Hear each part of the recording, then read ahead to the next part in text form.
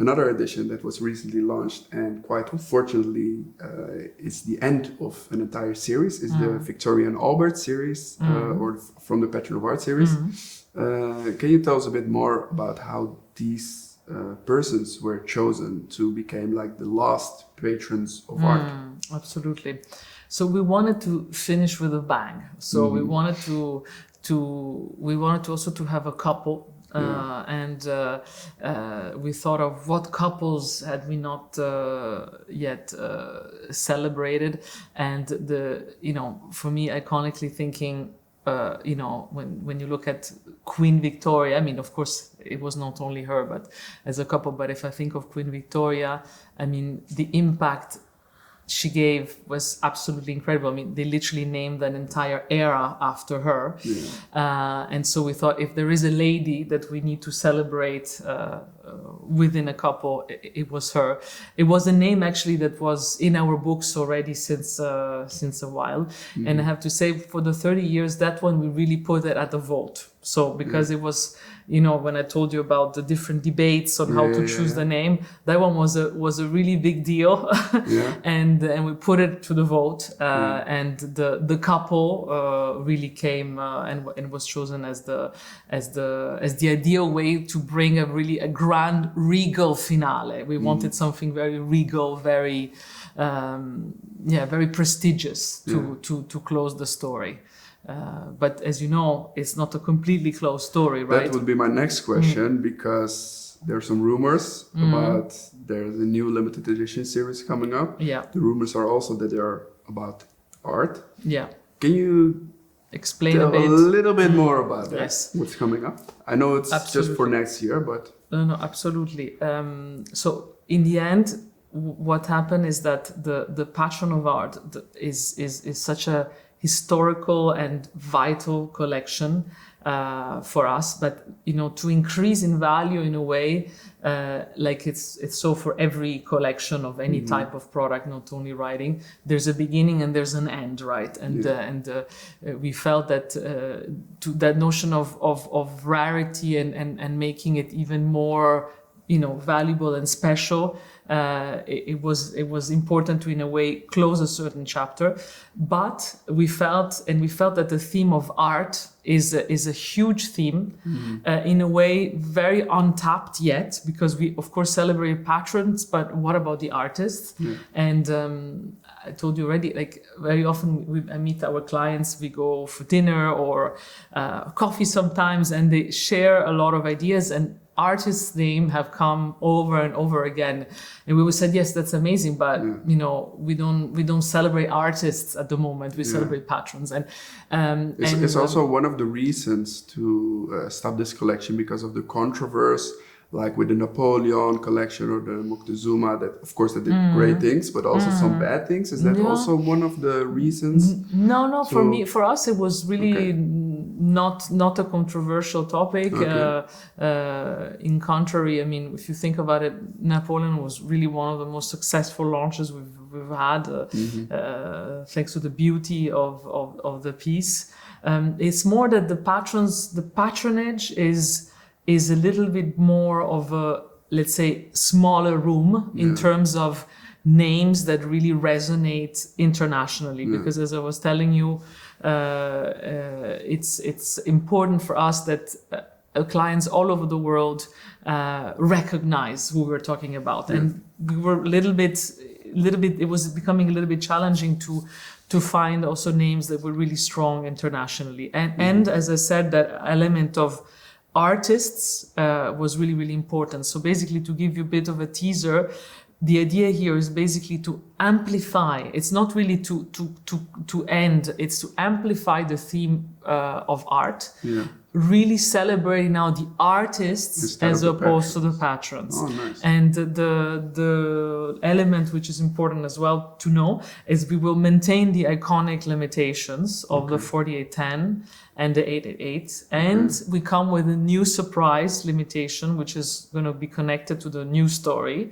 So super exciting. So therefore, for those who want to continue, the 4810 and the 888, it continues. But we have new elements of surprise, and we, as said, expand the art topic into the artists, also following a lot of our dearest collectors' requests. So really looking forward to those. Honestly, it's amazing, the piece. We just you're already working on the one for it's already finished. It's already finished. Oh, wow. Yeah, it's already finished. And I held the first sample in my hands a couple of weeks ago. Oh, wow. And I can say it's mind-blowing. It's stunning. It's stunning. And now we have to wait for 12 more months or something like that until we can see it. I'm sorry. Yes. But we still have the beautiful Victoria and Albert collection. True. Absolutely. Yes. True. Yes. You were already talking about the limited edition, the limited numbers like the 4810 and the 888. This year, the wholesale was told like we're not able to sell the 888 anymore and the more limited series, so only like the 4810. Is this exclusivity getting more and more in the future, or are the pens still widely available also through the wholesale network of Montblanc? What's happening is that we have a huge demand for these pieces, and success after success. We want to as well maintain at the same time, we don't want to in an opportunistic way, let's say, increase the quantities, because it's limited, and it's also in a way with the historical approach that has always been, less than 2,000 and so on, for the Elise, for example, of the writers and the great character. So we said, then we have to, as we cannot triple the quantities, we have to, let's say, express these pieces in the best way, with a priority in our own boutiques. And of course, when you say wholesale, it doesn't mean that they will not be found, anywhere. When it comes to we have some beautiful, external boutiques as well, what we call franchise boutiques, which are absolutely stunning. Everything is beautifully presented. But what is important for us is that they're not found, in a suboptimal presentation. So that's why, let's say, the focus is really where there is space to tell their story and to express them. All right, thank you. The nibs are always the heart of a fountain pen. They're really important, but especially with Montblanc special and limited editions, you guys are always doing something crazy with those nibs. Which nib design do you like the most of all the limited and special editions that you have to seen? think hard, because there's so many. So I'm a fan of the jewel nibs, because maybe, as a lady, I love this notion of jewelry and stones, that we have in several pieces, but even just thinking when we did on the Petit Prince, we had this special rose coffret with the red stone. Nice. But what we're also able to do now, and for example, I'm just thinking on the high artistry, on the Great Wall collection that you might recall, this kind of 3D, the technology that we're able to, because of course we can do the bespoke program where you can really customize the precise tip of the nib, and it's really about the functionality on the nib. No, but that's really like the design. Exactly. What I love as well is the customization from an aesthetic point of view, and this 3D lasering we did on the nibs of the Great Wall collection, where you really had this relief and different effects. I thought was absolutely stunning. What else? There's so many, and I'm also, by the way, can tell you that what we have worked on and we're about to launch is a new program on this bespoke side in the boutiques, which of course, again, as said, will feature this bespoke of customization of the functional aspect of the nib, but also where you will be able with a configurator to create your own nib. So you can choose the coating, for instance. You can say, I want ruthenium, and I want this symbol engraved, and I want like you a can diamond. put your your initials on exactly. it, for example. You can put your initials. You're even going to be able to write something, like write your signature, and then this will be engraved. So you can do also something completely custom designed for you. That's nice. Maybe if you're marrying or something, like Exactly. you can write down the names of the dates two, or the dates. exactly, Yes. the dates, and That's nice. so this is we're going to still this year launch it in our boutique here in Hamburg in Neue Wahl. So it's a very good reason for when people come and visit the Montblanc Haus, exactly, to come by in Neue Wahl to discover this new bespoke experience. There's a beautiful box that is inspired by the building, but this building, you know, on the outside it looks like the Montblanc Haus, and inside you have 24 different nibs to try it for the experience, and a configurator on a screen where you can literally configure your Meisterstück, because it will be really focusing on the Meisterstück, because it's our icon, of course. And you know, when you look at our limited editions, the nibs are also so important to tell the story, you know. I don't know, we talked about Grimm earlier, the flames, you know, or the Victoria with the rose, you know, it's a very important part of the creativity of the piece. So that's why this customization, we offer it on the icon, on the Meisterstück. That's really cool. If you have no restrictions, money-wise or otherwise, what kind of theme or ID limited edition would you like to make once? Like if you really no restrictions, if also I had no material, nothing, you can just do whatever you like. You mean for something that I would like, or that for you, like your personal?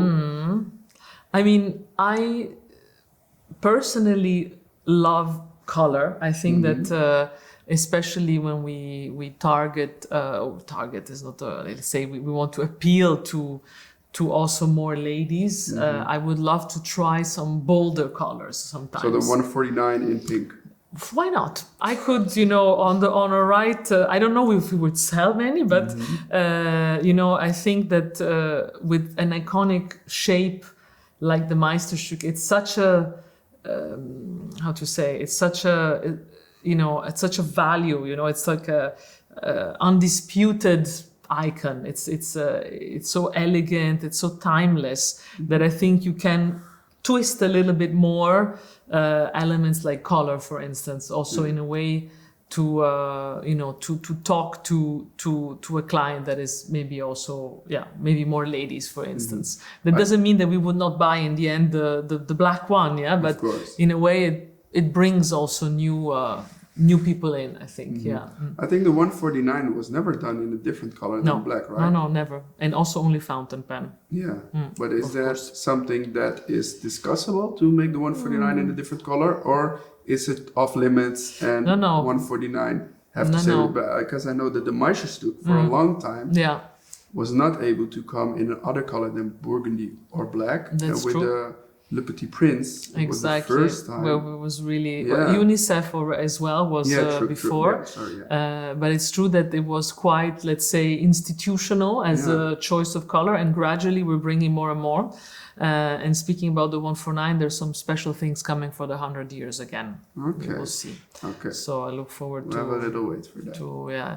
Until then, no, it's true that we have kept always the 149 in a very pure way, but I agree that it's for us the icon. It deserves to be celebrated, I find, you know, with other elements. So we're coming. We have some patience. We have some patience. Yes, we also have a question from our social media followers. Actually, we're a lot of social media followers who have the same questions, so I just bundle them. It is about the ink controversy. Some time ago, there was some controversy about the same ink colors used for different themes. Would you like to respond on Make that? a statement, of course, with pleasure. So first of all, to be very clear, in the future launches, this is absolutely not happening anymore. So indeed we are making sure that every new edition is very clear, as its you new know, as color. its own new color. Exactly.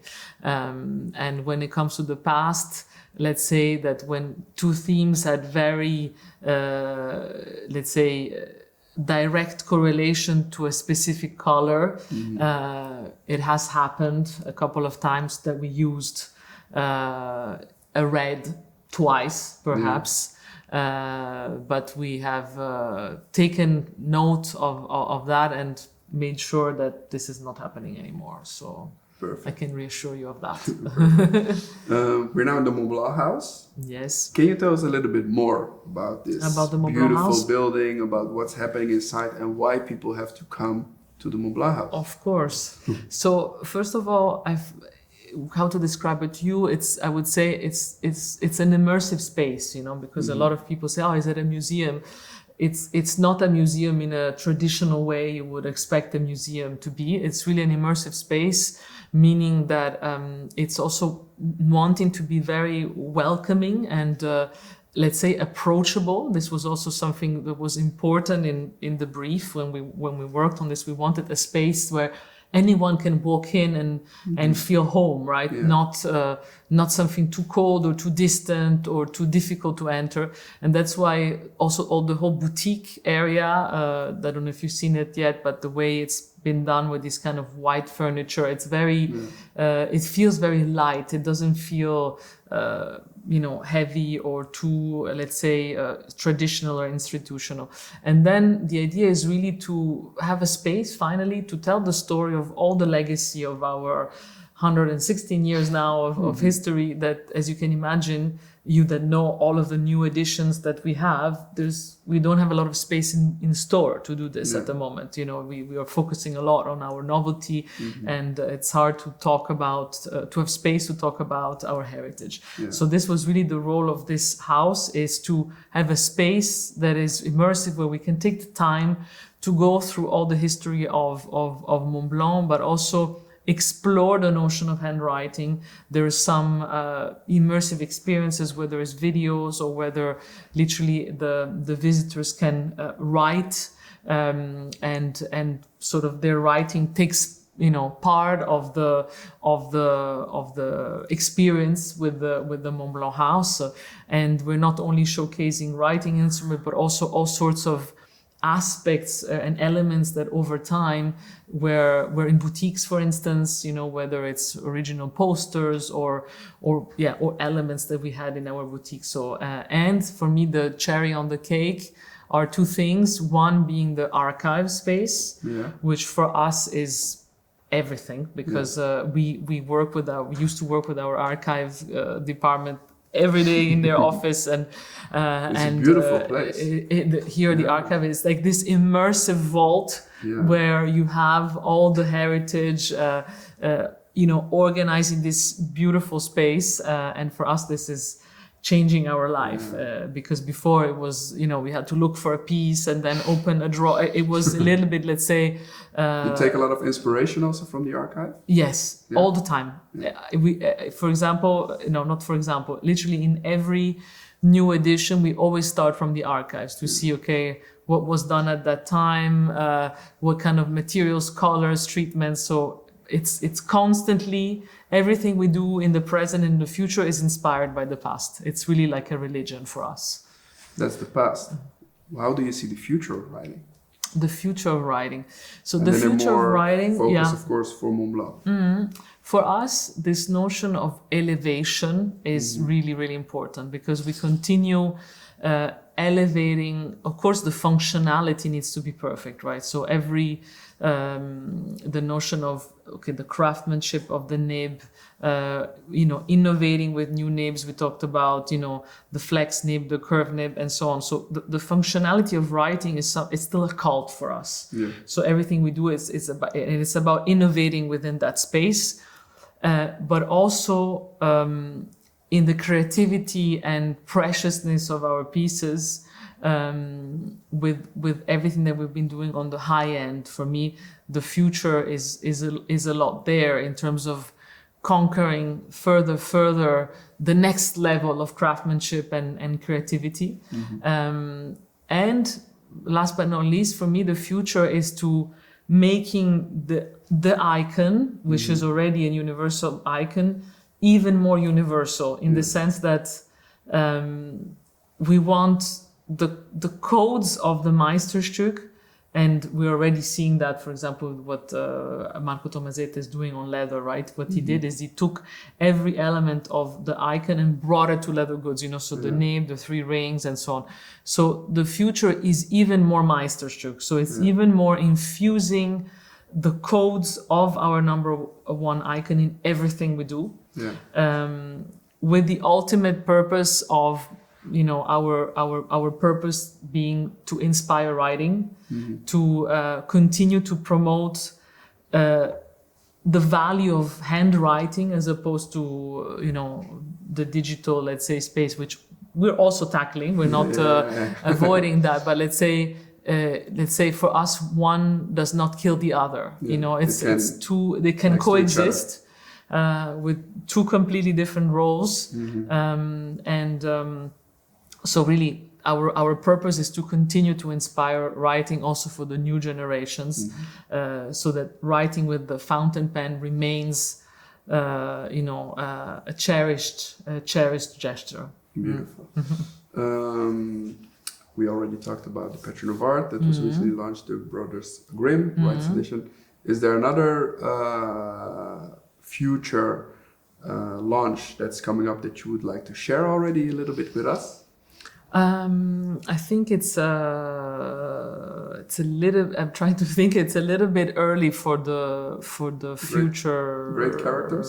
I'm not. Or is that too early? It's a little bit early. It's a little bit early. In fact, when you asked me to bring some choices of what I use every day and what's the connection for me to them, I had brought the Enzo Ferrari one as a great character. We will talk about that later. Yes.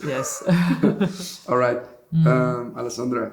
Thank you so much for having this interview with us. We brought a little gift from the Netherlands to you. Oh, that's so kind. Those are the straw bubbles. Oh, I love them. I don't know if you know them. I do, absolutely. And we also thank have you so a much. little package with some Is it sweets. Christmas or? Yeah. Oh, wow. Thank Welcome. you. Wow. Fantastic. Thank you so much. It's a great pleasure to have you with us today. And we have something for you as well. We talked about nib craftsmanship and innovation being a central part of our story. So thank you. We have a new calligraphy. This is the 146, I think, calligraphy pen. That's right. Do you have it already, or? Yes, we do have it in the store. Let's put this one here. It's beautiful. But of course, I always like to give. So we're going to give away this one to one of our viewers. Guys, thank you so much for watching this interview. If you would like to win this beautiful Montblanc 146, this is the Le Grand version with the calligraphy nib, so that's really specific, which is a great nib, by the way. You just have to subscribe to our YouTube channel, subscribe to the YouTube channel of Montblanc as well, and let us know in the comments below what do you think of Montblanc as a brand. And then in 3 days after we're uploading this video, we're going to pick a winner and you will be contacted if you have won.